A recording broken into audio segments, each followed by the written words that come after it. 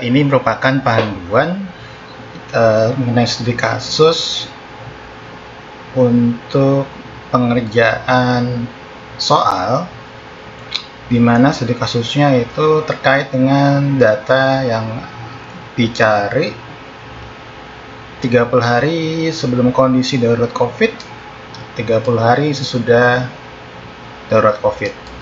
Kemarin disepakati bahwa datanya itu adalah di bulan Maret, kalau nggak salah tanggal 13.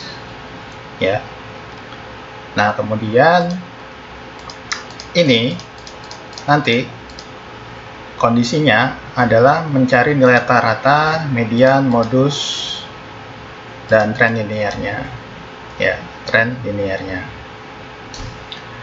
Nah, teknisnya bisa pakai Excel atau bisa pakai SPSS.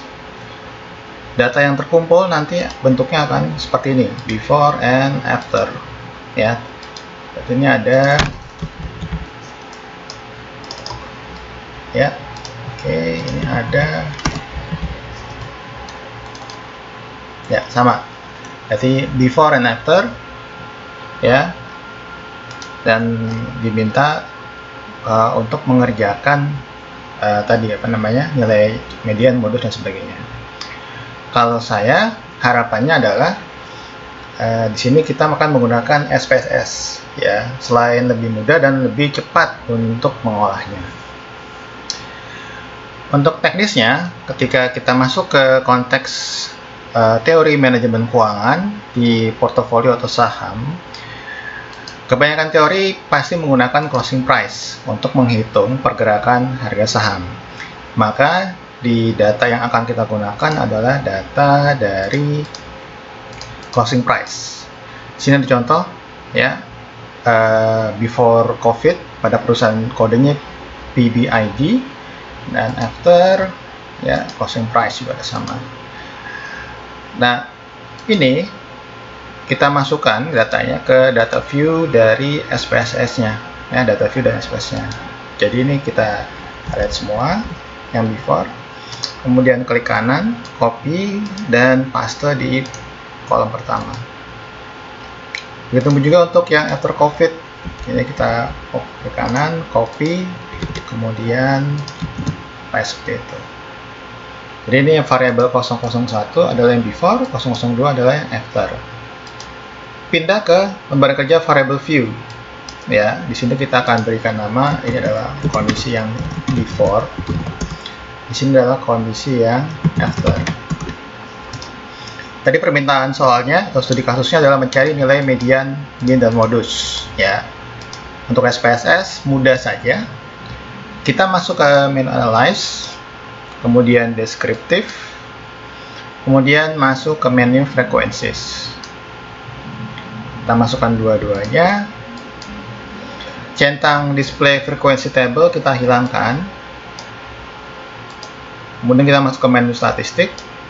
Nah, di sini ada namanya standard tendency.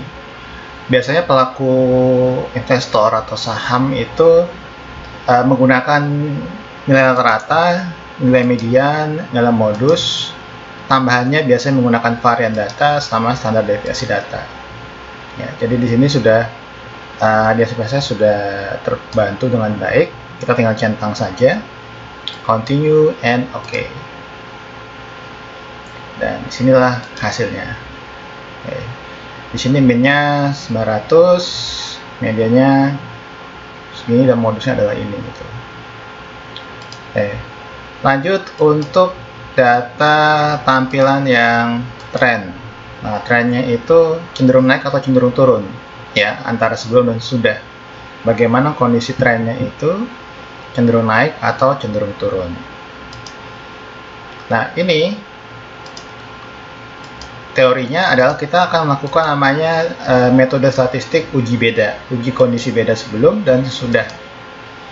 Langkahnya kita masuk ke analyze, kemudian kita lakukan dulu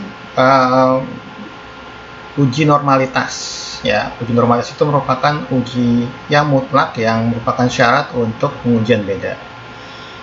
Analyze, non-parametric trace, kemudian satu sampel KS. Nah, ini ada descending normal, Poisson, uniform, eksponensial. Ini yang terkait dengan materi distribusi ya, yang kita sedang bahas minggu ini. Untuk data saham, itu menggunakan data distribusi normal, karena kita akan mencari tahu apakah sebaran datanya normal atau tidak. Kita masuk ke before after, kita masukkan test variable list. Oke. Udah. Nah, ini untuk video ini saya hanya akan memandu kalian cara menginput, mengolah dulu saja ya. Nanti setelah ini saya buatkan panduan untuk menginterpretasikan sesuai kebutuhan studi kasus. Setelah uji normalitas, kita lanjut ke olahan analyze, kemudian compare means, pilih pair sample t-test. Ya, pilih pair sample t-test. Ini pair sample test tujuannya untuk apa? Ini salah satu metode pengujian statistik untuk mengetahui apakah tren sebelum dan sudah itu cenderung naik atau cenderung turun. Jadi untuk masukin dua-duanya, kita harus klik dua-duanya, baru masuk ke kanan, kemudian klik OK. Nah, di sini ada signifikan, di sini ada nilai min. Oke, min before 945, min after 855. Nah, untuk tampilan penyajiannya boleh pakai tabel ini, tapi kalau saya berharap kalian juga membuat grafiknya. Grafiknya bisa kembali ke Excel-nya. Jadi data yang ini nih, yang before sama after, saya klik kanan, kemudian copy, kembali ke Excel-nya, saya bikin sheet baru. Di sini adalah kondisi before, kondisi after, saya paste, kemudian saya highlight mereka berdua, saya pilih insert, pilih recommended chart untuk bantuan dari Excel-nya, kira-kira chart apa yang cocok untuk menampilkan data ini. Oke, bisa before after.